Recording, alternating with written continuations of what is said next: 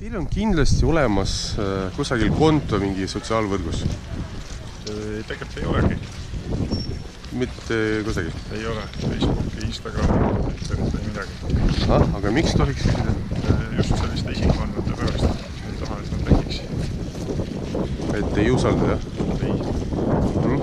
Aga mis te arvate, kas nende Facebookide kaudu ja nii edasi võiks kuidagi mõjutada valimisi, näiteks Eestis?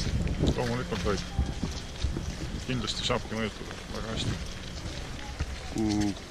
Kas või esiteks need, kes otsa seda vahetult loevad, eks ole, saavad sealt palju sellist reklaami moodi kampaaniat ja ka massimeedia levitab seda sageli.